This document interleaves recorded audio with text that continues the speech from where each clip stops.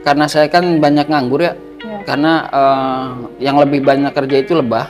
Jadi kita eksperimen, kita membuat produk-produk, inovasi-inovasi yang lebih dari 20 produk. Are you ready for Ngorek Ngobrol Ekonomi Kerakyatan? Only on Geliat Sibadu Podcast. Assalamualaikum warahmatullahi wabarakatuh. Kembali lagi bersama saya Afifah Azra Laila di Geliat Sibadu Podcast dalam segmen Ngorek Ngobrol Ekonomi Kerakyatan.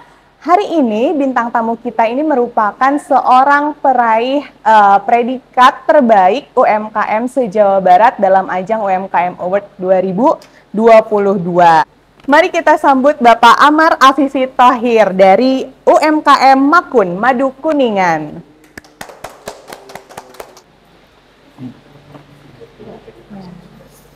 Assalamualaikum Bapak Amar, gimana kabarnya? Alhamdulillah baik, gimana kabarnya? Baik. Alhamdulillah. Mitra Ekonomi Kerakyatan di sini ada Bapak Amar Afifi Thohir. Beliau ini merupakan pemilik ya Pak ya, pemilik UMKM dari Makun, Madu Kuningan ya Pak. Brandnya ya? Iya, boleh diperkenalkan Pak? Baik, terima kasih. Perkenalkan, nama saya Amar Thohir. Ya. Kalau IKM-nya itu Imah Teuweul. Imah Teuweul. Imah Teuweul. Kalau untuk brandnya itu Makun atau Madu Kuningan. Ya. Kayak gitu. Kalau boleh tahu Imah Teuweul itu apa ya Pak? Kalau Teuweul itu bahasa Sunda. Oke. Jadi awalnya itu saya lebih ke madu trigona. Ya. Kalau bahasa Sundanya itu Teuweul, kalau Jawanya itu Kelanceng. Iya, jadi banyak nama-namanya dan karena kita di Kuningan kita ambil nama Sundanya, jadi Imah Teuweul karena saya juga budidaya di memanfaatkan halaman belakang rumah kayak gitu. Oh, iya. Jadi memanfaatkan halaman belakang rumah untuk usaha ini gitu ya Pak ya? Iya, jadi selain produk kita juga ada rumah edukasi. Oke. Iya, jadi ada rumah edukasi sekaligus juga untuk rumah produksi kayak gitu. Oh iya. Oke. Nah, berarti Teuweul ini salah satu jenis madunya gitu ya? Jenis lebah, iya. Oh, jenis lebahnya. Jenis lebah, betul. Oh, oke. Nah, boleh diceritain nggak Pak, bisnis ini tuh awalnya kenapa sih Bapak pilih bisnis madu gitu? Dari sekian banyak peluang bisnis. Ya, mungkin kalau untuk awalnya saya merasakan dulu khasiatnya tadinya gitu. Jadi memang saya itu langganan beberapa penyakit karena sering di lapangan itu mulai asam lambung sampai ke radang tenggorokan gitu. Nah, itu biasanya saya minum antibiotik, madu juga tetap saya minum madu juga, cuma madu-madu pabrikan. Nah, pernah satu waktu saya mendapatkan madu yang benar-benar asli dan murni dan kebetulan madunya madu Teuweul. Dan itu alhamdulillah khasiatnya langsung terasa gitu. Oh, jadi karena sakit Ya. terus sering konsumsi madu, jadinya pengen bisnis madu gitu ya? Betul, tapi kalau awalnya justru saya memang dari dulu konsumsi madu, cuma madunya mungkin yang salah. Nah, ketika ketemu madu yang benar-benar asli, itu langsung kerasa khasiatnya. Dari situ saya tertarik gitu. Oh iya, oke. Boleh diperkenalkan Pak ini produknya? Kalau produk kebetulan kan saya itu awalnya cuma satu jenis madu, yaitu lebah dari trigona. Kemudian dengan berjalan seiringnya waktu, akhirnya saya lihat ada peluang usaha di situ. Ya. Ada peluang usaha dan mencoba untuk diseriusin. Nah, dari tadinya cuma madu murni, kemudian kita karena saya kan banyak nganggur ya, karena yang lebih banyak kerja itu lebah. Jadi kita jadi banyak waktu luang, jadi saya fokus nganggurnya karena kebetulan segala sesuatu kan kalau difokuskan insya Allah berhasil. Nah, kebetulan saat itu saya fokuskan untuk menganggur waktu itu. Nah, untuk mengisi waktu kosong, saya mencoba beberapa produk turunan dari madu. Gitu. Mulai dari yang mudah dulu kayak susu madu, terus yogurt madu, dan lain-lain. Dari situ saya mulai sedikit demi sedikit, karena pertimbangannya saat itu saya juga membaca tentang bahaya penyakit diabetes atau Ya. gula darah. Nah, itu kan salah satu penyakit silent killer ya, yang Iya. membunuh dalam senyap.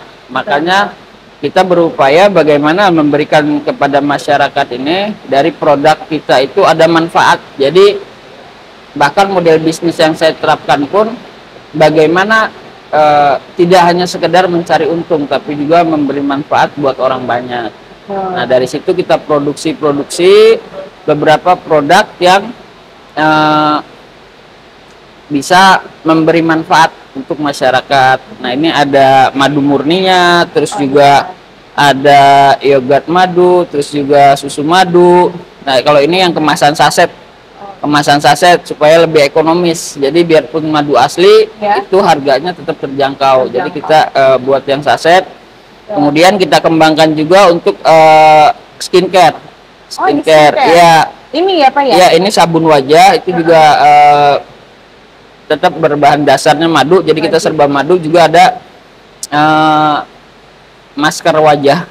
Oh, masker wajah. Masker wajah juga, tapi madu juga gitu. Oh, iya. Kebetulan nggak dibawa semua ini. Jadi kalau produknya masih banyak lagi, ini cuma contoh beberapa aja. Oke. Nah, boleh dikasih tahu nggak Pak ke mitra ekonomi kerakyatan, manfaat apa aja sih yang bisa diambil kalau kita mengkonsumsi madu secara rutin gitu?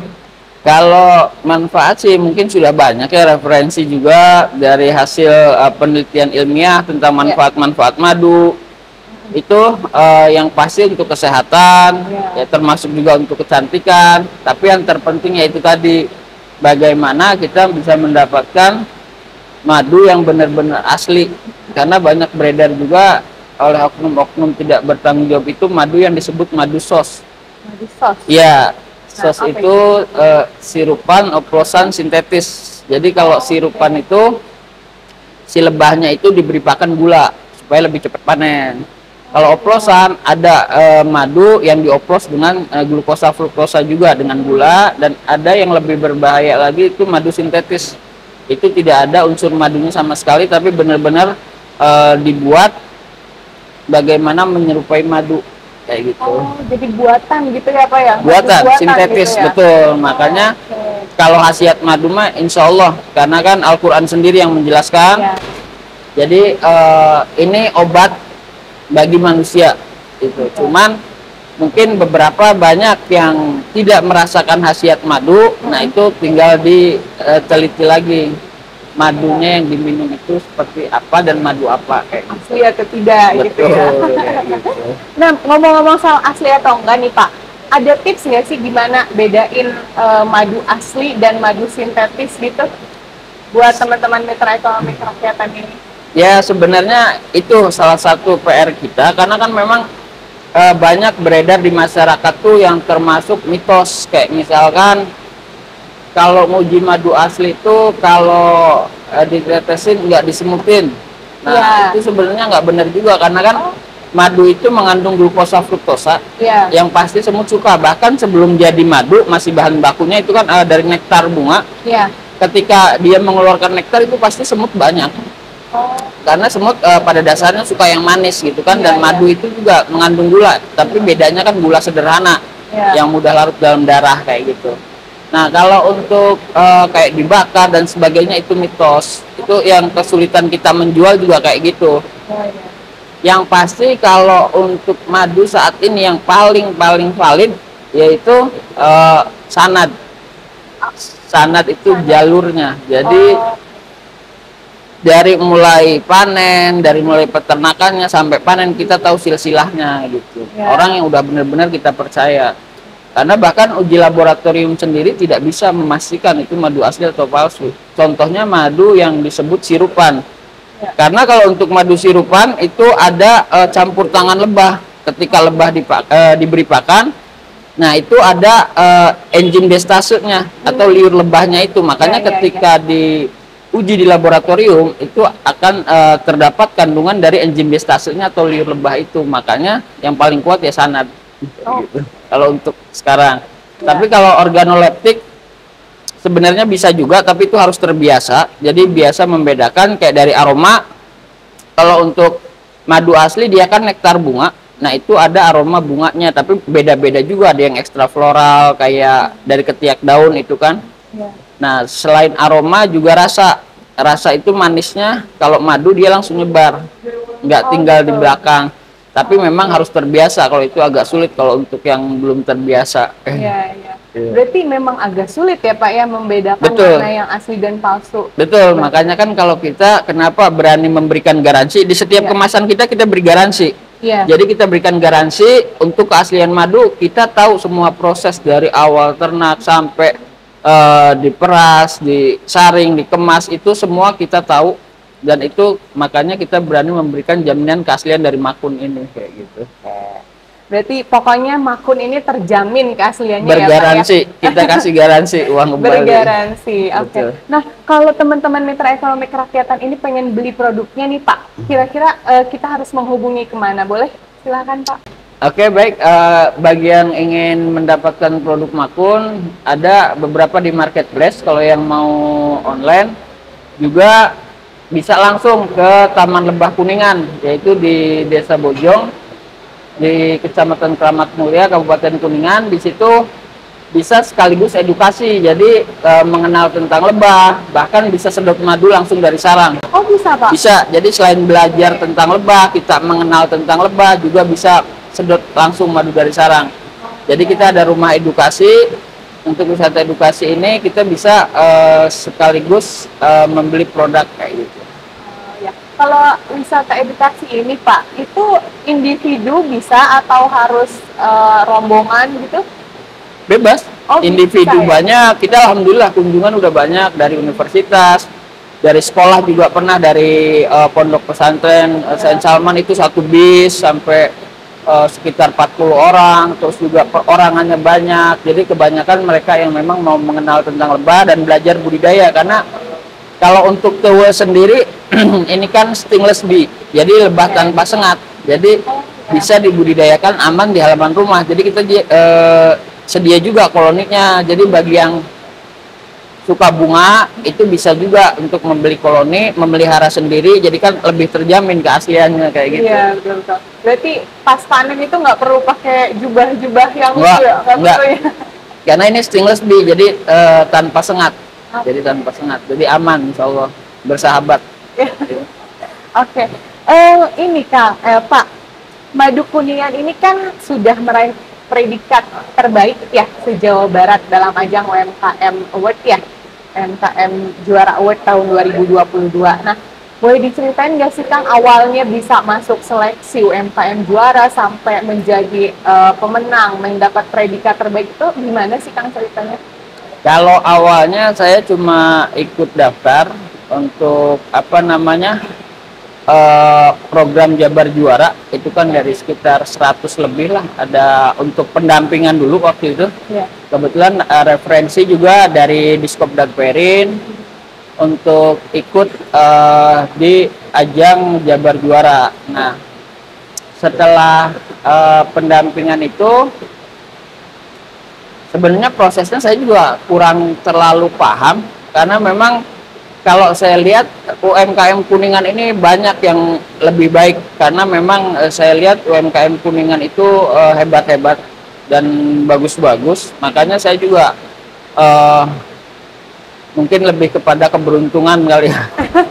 Karena menurut saya UMKM Kuningan itu juara semua. Jadi juara semua. Cuman mungkin kalau dari penilaian, beberapa yang saya terapkan itu dari yang pertama itu model bisnis. Oke. Jadi model bisnis yang saya terapkan tidak hanya sekedar mencari keuntungan, tapi juga bermanfaat buat orang banyak. Ya. Jadi ada 4 konsep yang saya terapkan di model bisnis. Yang pertama itu konsep kemitraan. Jadi kita kemitraan dengan para peternak lebah, termasuk pembolang untuk yang mencari madu liar. Ya. Nah, kita di sini membantu untuk menjual hasil mereka dengan produk kita yang kita kemas. Yang kedua itu kolaborasi. Kolaborasi kita bekerja sama dengan pelaku-pelaku UMKM lain. Kayak contoh misalkan yogurt, itu kan dari UKM juga. Jadi kita nggak buat sendiri, kita padukan dengan madu. Juga kayak kopi rempah madu ini. Jadi kita berkolaborasi dengan UKM-UKM lain supaya lebih luas. Yang ketiga, pemberdayaan ini yang sedang kita kembangkan, yaitu pemberdayaan terhadap masyarakat sekitar. Jadi ketika sebenarnya yang kesulitan untuk di Madu Tiwul ini kan bahan baku, bukan penjualan. Kalau untuk penjualan, alhamdulillah kita udah banyak langganan tetap, juga udah banyak yang merasakan manfaatnya, khasiatnya. Nah, untuk bahan baku ini kita menerapkan konsep pemberdayaan masyarakat sekitar yang memiliki kebun, memiliki tanaman atau bisa di halaman rumah karena ini stainless bee. Iya. Nah, itu nanti hasilnya akan kita tampung. Jadi mereka kan yang kerjanya lebah. Jadi lebah yang mencari nektar, membuat madu, nanti hasilnya kita tampung. Jadi untuk menambah pemasukan mereka juga. Nah, yang terakhir yaitu pelestarian alam. Jadi ketika kita untuk mendapatkan madu, mau tidak mau yang asli itu kan dari nektar bunga, yaitu vegetasi. Nah, ketika untuk mendapatkan hasil maksimal, kita juga harus memaksimalkan vegetasinya. Jadi nanti masyarakat mau tidak mau menanam vegetasi yang insya Allah itu bisa membantu juga untuk pelestarian alam. Kayak gitu, 4 konsep itu. Nah, terus yang mungkin menjadi penilaian adalah inovasi. Karena inovasi dari produk kita ini banyak sekali dari program produk turunan madu, karena kan kita kalau menjual madu murni sudah banyak saingan. Jadi kita membuat itu tadi dari fokusnya saya nganggur, kita eksperimen, kita membuat produk-produk, inovasi-inovasi yang lebih dari 20 produk. Lebih dari 20 produk ya? Variasinya lebih dari 20 produk, Pak? Ya, ini nggak dibawa semua. Wah. Nggak dibawa semua. Termasuk yang di situ apa, kita nggak bawa semua, kita cuma sampel aja sedikit. Berarti ini tim R&D-nya bekerja terus-terusan ya, Pak? Ya, termasuk R&D-nya saya juga masih, karena kan itu tadi efek nganggur. Ya, gitu. Betul. Nah, ini Pak, tadi kan untuk mengikuti UMKM Juara Award ini kan ada pendampingan ya, Pak ya? Ada. Nah, boleh diceritain nggak Pak, pendampingan itu seperti apa sih? Jadi peran pemerintah dalam pendampingan itu seperti apa?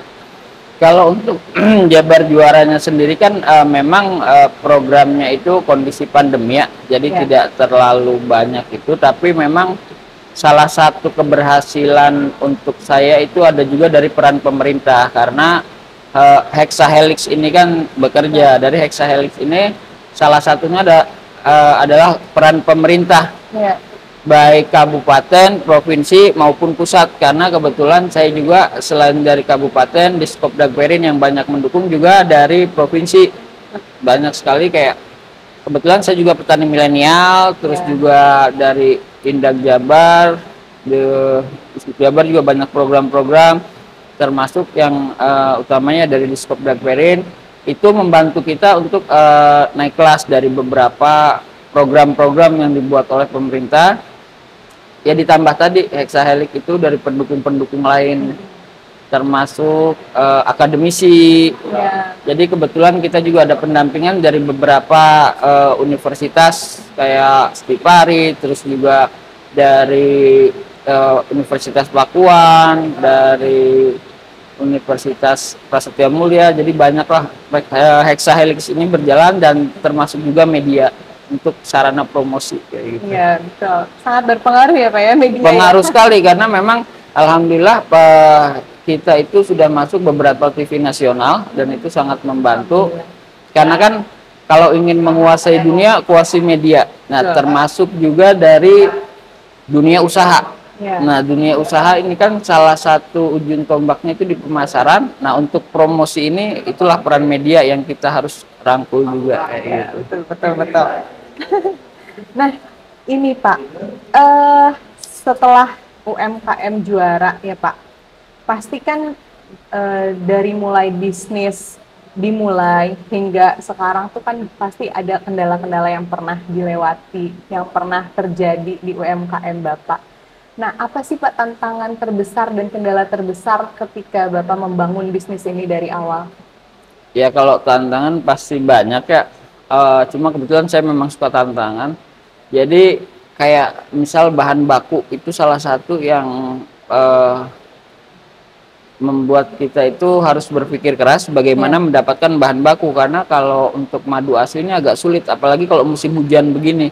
Kebetulan tahun ini kan hujannya terus-terusan ya. Ya, Pak. Jadi kalau untuk petani lebah itu kebetulan banyak yang paceklik juga, ini kan banyak yang gulung tikar juga karena musim ini. Iya. Nah, salah satu untuk solusinya yaitu tadi saya coba untuk mengembangkan di wilayah saya sendiri untuk pemberdayaan masyarakat dengan budidaya lebah itu untuk bahan bakunya kayak gitu.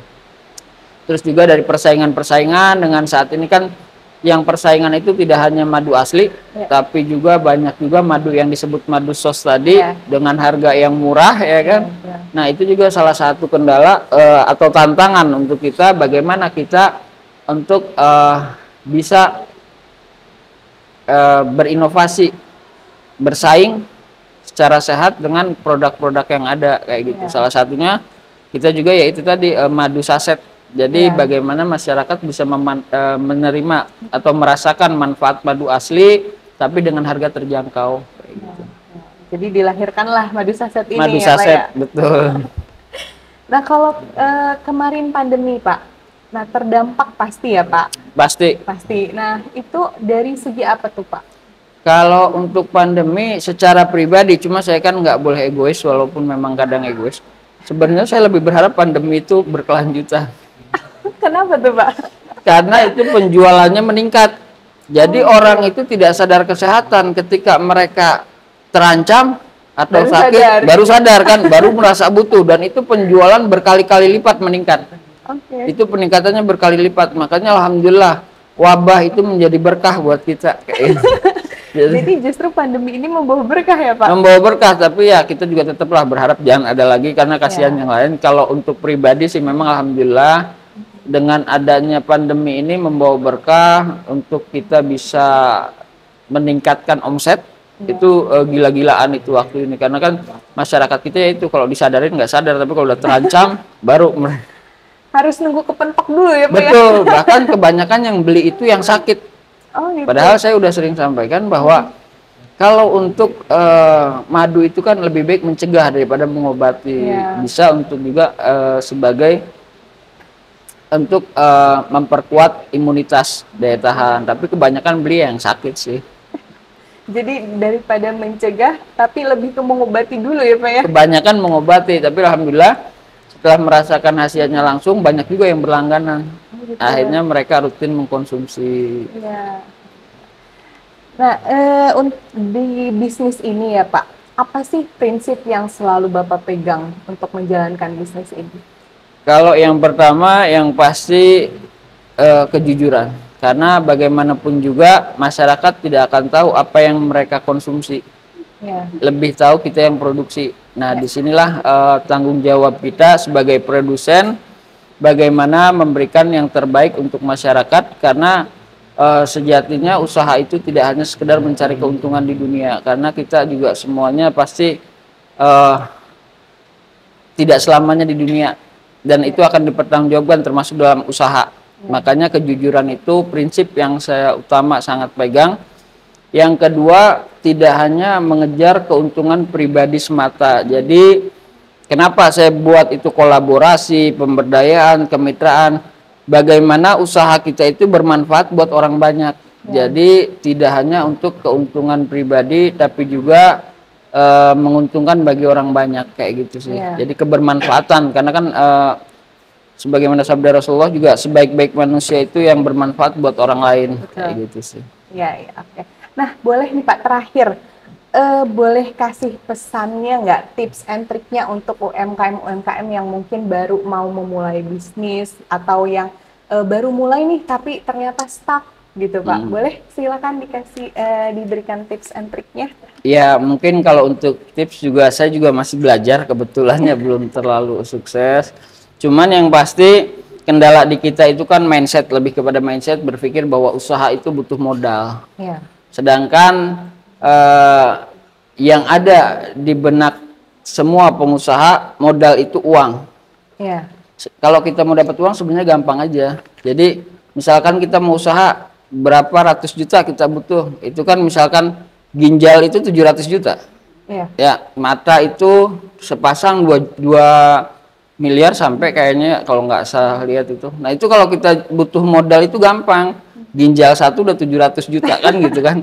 Nah, kalau kita memang nggak mau jual, berarti di kita itu sudah ada modal tak terhingga triliunan, termasuk otak, mata, mulut, tangan. Ini modal yang kita punya.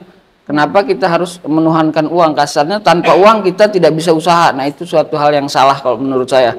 Karena dengan modal yang kita punya, sekarang itu kan gampang. Dengan kita punya jempol, dengan kita punya handphone, ada kuota, itu kan kita bisa jadi reseller. Kita bisa sistem dropship dan sebagainya.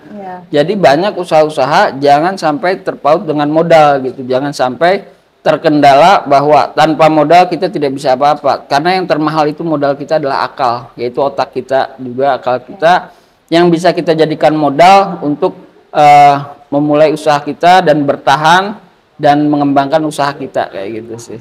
Jadi yang terpenting itu akal ya, mindset Akal, ya Pak betul, ya. karena selain akal kita juga yang pasti kan rezeki itu sudah diatur. Betul. Jadi nggak perlu terlalu ngotot. Kita itu ikhtiar hanya menggugurkan kewajiban, jangan sampai menghalalkan segala cara yang akhirnya justru merugikan kita sendiri dan orang lain. Karena dengan adanya kita keyakinan bahwa rezeki sudah ada yang mengatur, ya kita sekedar menggugurkan kewajiban untuk ikhtiar, bekerja keras, jangan rezeki itu akan datang dengan sendirinya kayak gitu. Rezeki itu sudah tertakar dan tidak akan Betul, tertukar. tidak begitu akan ya, Pak ya? tertukar, betul sekali, betul. Oke, baik. Oke, sekarang teman-teman Mitra Ekonomi Kerakyatan kita ada kuis nih, ada games ya. Gamesnya adalah cerdas cermat ya Pak. Jadi cepat-cepatan jawab, siapa yang bisa jawab dia dapat poin gitu ya Pak. Oke. Siap. Bisa dimulai Teh? Bisa. Oke, kita mulai ya Pak. Siap. Oh, di sini ada tim ya. Jadi terbagi 2 tim, timnya Pak Amar dengan Kang Hilman dan saya dengan Teh Yasmin. Oke. Yeay, tepuk tangan dong. Oh, boleh pendukungnya Pak Amar? Pendukung saya? Yang ini dilihat si batu bunyi. Oke. Lihat. Belnya ya. Siap. Siapakah Presiden ke-6 Republik Indonesia? Giliat. Susilo Bambang Yudhoyono. Betul.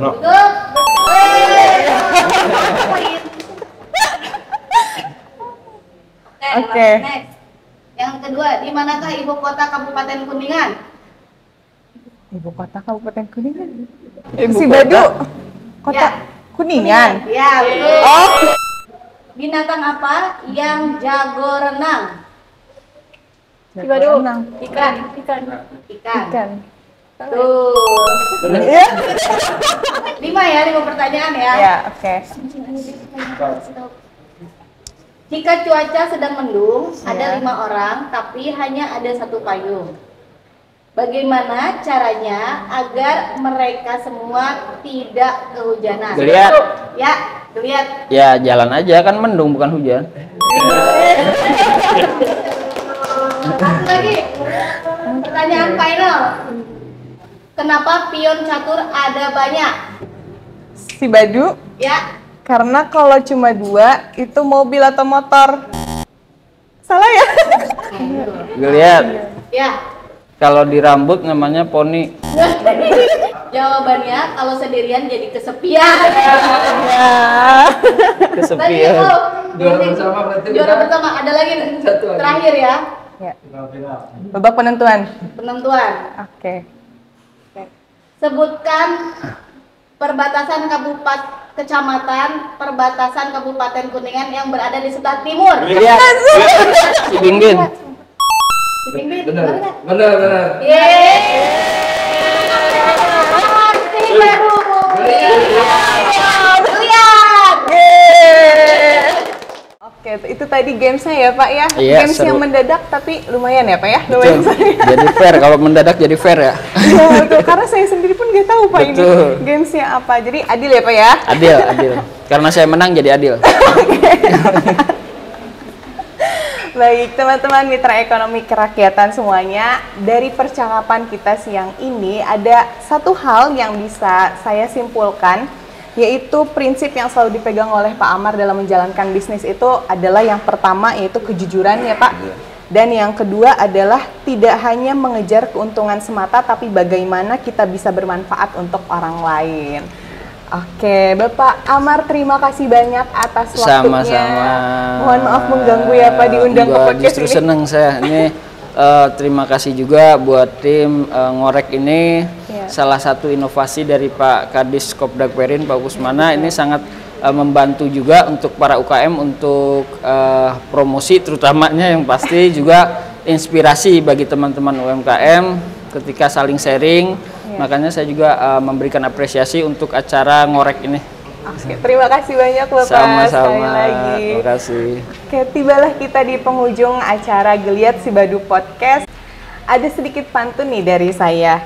Jalan-jalan ke Cibodas, jangan lupa membawa palu. Kalau ingin sehat dan cerdas, jangan lupa minum madu. Gitu ya Pak. Saya Afifah Azra sebagai host, mohon maaf jika ada kata yang kurang berkenan. Mohon maaf juga untuk Pak Amar. Oke teman-teman mitra ekonomi kerakyatan, saksikan terus Geliat Sibadu Podcast di channel Diskopdak Parent Official. Jangan lupa di like, comment, subscribe, dan di share ke teman-teman semuanya. Terima kasih. Wassalamualaikum warahmatullahi wabarakatuh. Waalaikumsalam warahmatullahi wabarakatuh.